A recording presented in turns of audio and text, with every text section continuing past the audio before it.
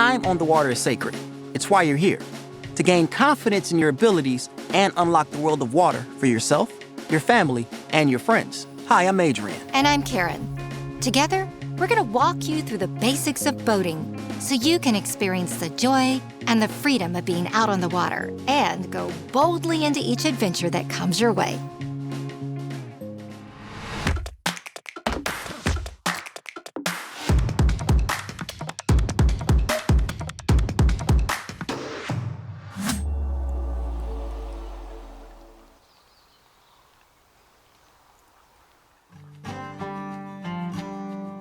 Like roadways, waterways do have traffic patterns, but they are similar in very few ways.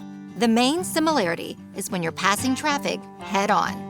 When approaching another boat, steer starboard, staying to the right lane, and keep them to your port or left side as you pass. To remember which side is which, think of the number of letters in each word. Left and port each have 4 letters. Right and starboard are both longer words with more than 4 letters. When you're on track to cross paths with another boat, you have the right-of-way when they are to your port side. In this case, you will stand on or stay your course. It is their responsibility to give way and pass behind you. Always keep an eye on the other boat. If they make no obvious indication they are going to turn, their responsibility to give way may fall on you. When overtaking another vessel, they may not know you are there. Warn them by indicating your intentions with a horn. One short blast signals that you'll pass on their starboard side. 2 short blasts say you'll pass on their port side. When approaching non-motorized vessels, they always have the right of way. If you're on track to cross paths with kayakers, rowers, or a boat with its sails up, it's up to you to adjust course and give way. Regardless of the maneuver, make early and obvious course changes to signal you are taking measures to avoid collision. In every scenario, keep as much space between you and the other vessel as possible.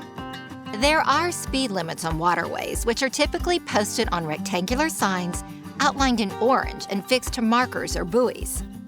You'll find idle speed, no wake zones, where you must go as slow as you possibly can while still maintaining control. A slight step up from no wake zones are slow speed zones. You can go above idle speed, but your wake must still be minimal. If your bow is raised even slightly, you're likely going too fast and creating too much wake. These 2 zones exist to protect wildlife and preserves or areas where a wake may disturb or damage docked boats and infrastructure. Beyond these, you'll find maximum speed zones, which limit boaters to the speed indicated on the sign, usually 25, 30, or 35 miles per hour.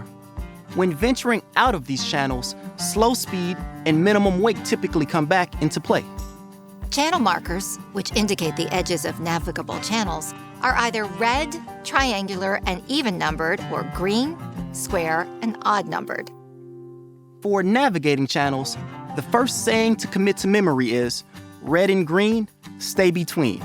If you're not sure which direction you're heading, stay between the markers to avoid shoals and obstructions outside of the channels. The second saying to commit to memory is red, right, return. That is, keep the red markers to your right or starboard side when returning from open water or heading upstream. Remembering this, you can reverse engineer it. If it's red and on your right, then return to home. So when heading downstream toward main channels and open water, you'll keep the red triangles to your left or port side. The numbers on these markers are similar to mile markers on highways. They ascend heading upstream and descend heading downstream or toward open water. Markers 2 and 1 indicating the end of a navigable channel and the start of open water or main channels.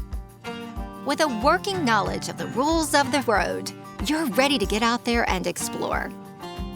Thanks for watching this episode of Freshwater Boating Basics, presented by Mercury Marine.